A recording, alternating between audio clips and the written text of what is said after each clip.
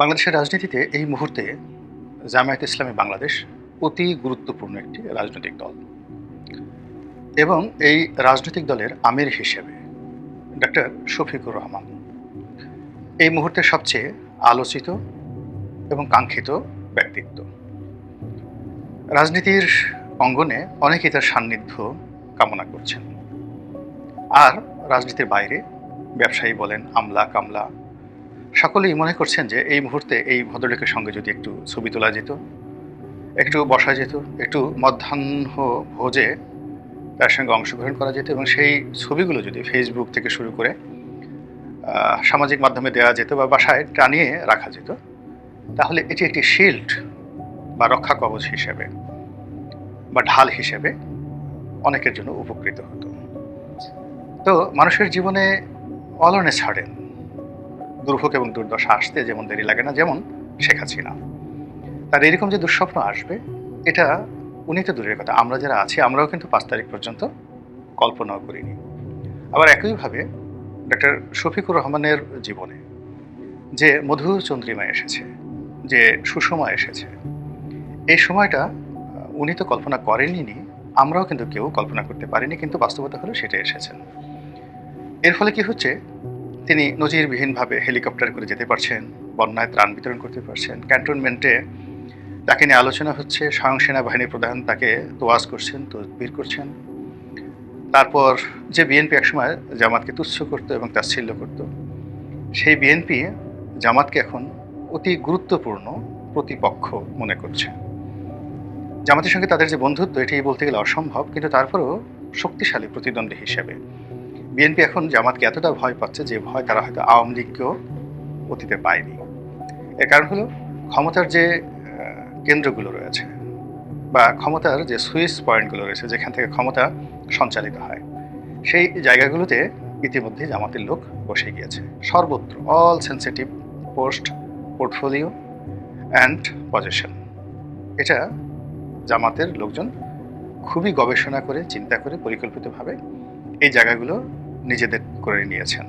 ব্যবসা বাণিজ্য, শিল্প কলকারখানা, ব্যাংক, বিমা, সেক্রেটারিয়েট অর্থাৎ সচিবালয়, বিচারালয় থেকে শুরু করে দেবালয়, অর্থাৎ সেই মসজিদ, মন্দির, গির্জা, প্যাগোডা থেকে শুরু করে সর্বত্র জামাতের দাড়িপাল্লার এখন জয় জয়কার। তো সেই জয় জয়কারে যিনি নায়ক, এই সময়টিতে যিনি এই জামাতের যে বর্তমান অবস্থা, এই অবস্থার যিনি নেতৃত্ব দিচ্ছেন, তিনি জামাতের আমির বা আমিরে জামাত ডক্টর শফিকুর রহমান। তিনি লন্ডন গিয়েছেন। আমি যখন ভিডিওটা করছি এই সময় পর্যন্ত তিনি লন্ডনে আছেন। লন্ডনে তার অনেক কাজ, কিন্তু কি সেই কাজ? তিনি কি লন্ডনের যে সকল রাজনীতিবিদ রয়েছেন, বাঙালি রাজনীতিবিদ, সেখানকার স্থানীয় রাজনীতিবিদ যারা মেয়র হিসেবে আছেন, অনেকে এমপি হিসেবে আছেন, তারপর বিচার বিভাগে জাস্টিস পদে আছেন অনেক বাঙালি, তারপর তাদের সরকারি দপ্তরগুলোতে, বিশেষ করে সিলেটের সম্প্রদায়ের লোকজন যারা আছেন, তারা ইউকে অর্থাৎ ইউনাইটেড কিংডম এবং ইইউ, এই দুটো জায়গাতেই খুবই গুরুত্বপূর্ণ দায়িত্ব পালন করছেন। তো জামাতের আমিরকে তাদের সঙ্গে বৈঠক করার জন্য এবং তারা আগামীতে ক্ষমতায় যাবে, এই ক্ষমতাটা পাকাপোক্ত করার জন্য আন্তর্জাতিক অঙ্গনে তাদের যে লবিস্ট গ্রুপ কাজ করছে, সেই লবিস্ট গ্রুপের সঙ্গে পরামর্শ, একই সঙ্গে আলটিমেট অর্থাৎ লবিস্ট গ্রুপরা যাদের কাছে গিয়ে দেন দরবার করে, তাদের সঙ্গে কি নিয়ে তিনি দেখা করবেন কিনা, প্রকাশ্যে কিংবা গোপনে। এবং এটি আমাদের রাজনীতির জন্য একটা জিজ্ঞাসু বিষয় এবং এটি খুবই গুরুত্বপূর্ণ একটি বিষয়। 2 নম্বর হলো যে তিনি বাকিংহাম প্যালেসে যাবেন কিনা, অর্থাৎ এখন যিনি ব্রিটেনের রাজা আছেন, কিং আছেন, তার সঙ্গে দেখা করবেন কিনা, প্রধানমন্ত্রীর সঙ্গে এখন যিনি আছেন তার সঙ্গে দেখা করবেন কিনা, এসব বিষয় নিয়ে আলাপ আলোচনা করা যেতে পারে। এর বাইরে যেটা রয়েছে, আপনারা সবাই জানেন যে ইংল্যান্ডের মধ্যে, বিশেষ করে লন্ডনে যে সকল রাজনৈতিক দল আছে, বিএনপি, আওয়ামী লীগ, জাতীয় পার্টি, জামাত, তাদের মধ্যে জামাতের কর্মীর সংখ্যা সবচেয়ে বেশি। এবং শেখ হাসিনা সরকারকে বিপদগ্রস্ত করার জন্যে কিংবা তাদের ইমেজ ক্ষুণ্ণ করার জন্য ব্রিটিশ পার্লামেন্ট থেকে শুরু করে ইউরোপীয় পার্লামেন্টে যে সকল জামাত নেতা রীতিমতো ঝড় তুলে ফেলেছিলেন এবং তাদের কারণে ধীরে ধীরে ইউরোপীয় ইউনিয়নের সঙ্গে, ইংল্যান্ডের সঙ্গে আওয়ামী লীগের যে সম্পর্ক, সেই সম্পর্কটা তলানিতে পৌঁছে গিয়েছিল এবং এটার সূত্র ধরে আমেরিকা আলটিমেটলি একটা দোটানায় পড়ে গিয়েছিল। তো এই জায়গাগুলোর ক্ষেত্রে যেহেতু তারা বিজয়ী হয়েছেন, এখন সেই জায়গাগুলো তারা মেরামত করা, তাদের সাথে সৌহার্দ্যপূর্ণ সম্পর্ক স্থাপন করা, এগুলোর জন্য তিনি হয়তো সেখানে কর্মব্যস্ত সময় পালন করবেন। কয়েকটা ভিডিওতে দেখলাম তিনি অনেকগুলো মসজিদে গিয়েছেন এবং আপনারা জানেন যে ইস্ট লন্ডন মসজিদ থেকে শুরু করে অন্যান্য যে সকল বড় বড় মসজিদ রয়েছে ইংল্যান্ডে, সেখানের খতিব, তারপর ইমাম, এরপর খাদেম, এসবই জামাতের লোকজন, বেশিরভাগই জামাতের লোকজন রয়েছেন। তো তারাও সেই বাংলাদেশের যে জনমত, প্রবাসী জনমত, তাদেরকে ঐক্যবদ্ধ করে জামাতের পক্ষে নিতে খুব গুরুত্বপূর্ণ ভূমিকা পালন করেন। আরেকটি বিষয়ে আলোচনা না করলেই নয়, তিনি কি জনাব তারেক রহমান সাহেবের সঙ্গে দেখা করবেন, অথবা তারেক রহমান সাহেব কি তার সঙ্গে দেখা করবেন? এটি কিন্তু একটা $1 মিলিয়ন একটি প্রশ্ন। অর্থাৎ তার যদি ইচ্ছে হয় বা তিনি যদি মনে করেন যে জনাব তারেক রহমান সাহেবের সঙ্গে তিনি দেখা করবেন, এটি বাংলাদেশের রাজনীতিতে একটা আলাদা মেরুকরণ তৈরি করবে।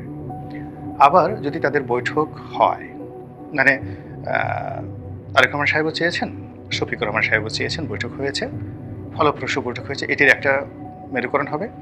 আর বৈঠক হয়েছে জাস্ট ফরমাল, কিন্তু আন্তরিকতা হয়নি, সেক্ষেত্রে এটার প্রতিক্রিয়া বাংলাদেশে জামাতের আমির আসার সঙ্গে সঙ্গে শুরু হয়ে যাবে। স্কুল, কলেজ, মাদ্রাসা থেকে শুরু করে সব জায়গাতেই বিএনপি, আওয়ামী লীগ, তারপরে জামাত, জাতীয় পার্টি, এদের মধ্যে নতুন করে একটা মেরুকরণ তৈরি হয়ে যাবে রাজনীতির।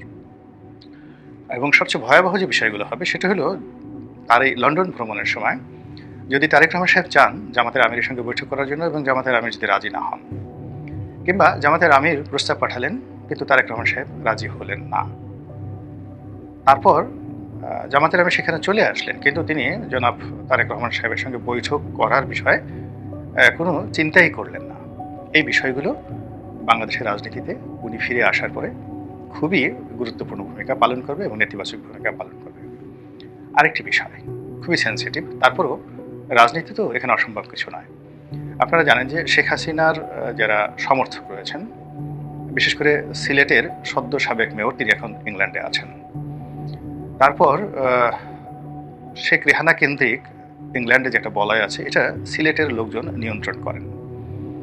তো সেই সিলেটের যারা লোকজন, তাদের সঙ্গে ডক্টর শফিকুর রহমানের পারিবারিক সম্পর্ক, সেই অর্থে আওয়ামী লীগের নীতি নির্ধারণী মহলের সঙ্গেও তার বৈঠক হতে পারে, অস্বাভাবিক কিছু নয়। এমনকি যদি শেখ রেহানার যে সন্তান, এখন তিনি প্রতিমন্ত্রী হিসেবে রয়েছেন, টিউলিপ সিদ্দিকী, তার সঙ্গে তার বৈঠক হতে পারে, ববির সঙ্গে অর্থাৎ শেখ রেহানার ছেলের সঙ্গে বৈঠক হতে পারে, এমনকি আরও অনেক কিছু হতে পারে। তিনি ইংল্যান্ডে বসে যদি ডোনাল্ড ট্রাম্পের সঙ্গেও কথা বলেন, এখন তিনি যে পর্যায়ে পৌঁছে গিয়েছেন, কিংবা ওখানে বসে যদি ব্রিটিশ বা ইংল্যান্ডে যে ভারতীয় রাষ্ট্রদূত রয়েছেন, তার সঙ্গে যদি তার বৈঠক হয়, আমেরিকান রাষ্ট্রদূত যিনি রয়েছেন ইংল্যান্ডে, তার সঙ্গে যদি তার বৈঠক হয়, এটা অস্বাভাবিক কিছু নয়। এর কারণ হলো তিনি এখন ডিফ্যাক্টো সরকার, ডিফ্যাক্টো প্রধানমন্ত্রী, এই হিসেবেই তার গুরুত্ব কিন্তু ইংল্যান্ডে রয়েছে। এবং তিনি যত বেশি এগোচ্ছেন ততই বেশি কিন্তু বিএনপি ম্রিয়মান হয়ে যাচ্ছে, ভীত সন্ত্রস্ত হয়ে যাচ্ছে এবং গুরুত্বহীন হয়ে পড়ছে। ফলে তার এই যে ইংল্যান্ড সফর, এটাকে আমি কেবলমাত্র একটা দ্বিপাক্ষিক, সৌহার্দ্যপূর্ণ, পারিবারিক, ব্যক্তিগত কিংবা সাংগঠনিক সফর মনে করছি না, এর সঙ্গে অনেক কিছু জড়িত। এমনকি তিনি যদি তত্ত্বাবধায়ক সরকারের মুখপাত্র রূপে কিংবা ডক্টর ইউনূসের অনেক পার্সোনাল যে বিষয়গুলো রয়েছে, সেই বিষয়গুলো সেখানে নেগোসিয়েশন করার জন্য বিভিন্ন পক্ষের সঙ্গে ইংল্যান্ড গিয়ে থাকেন, এটাতে অবাক হওয়ার কিছু থাকবে না। এর কারণ হলো ওই ইংল্যান্ডে বসে, ওই লন্ডনে বসে অতীতে আমাদের ভারতের, বাংলাদেশের, পাকিস্তানের এবং আরও অনেক দেশের রাজনীতির পট পরিবর্তন থেকে শুরু করে এবং রাজনীতির নতুন মেরুকরণ সম্পর্কে অনেক যুগান্তকারী সিদ্ধান্ত ওই টেমস নদীর তীরে হয়েছে। তো সেখানেই বাংলাদেশের ক্রান্তির লগ্নে ডক্টর শফিকুর রহমান গিয়েছেন। তো তিনি কি করছেন বা কি করবেন, তিনি ফিরে আসার পরে সেটা তার কর্মকাণ্ড দ্বারা আমরা বুঝতে পারব। আমি শুধুমাত্র সম্ভাবনাগুলো বললাম।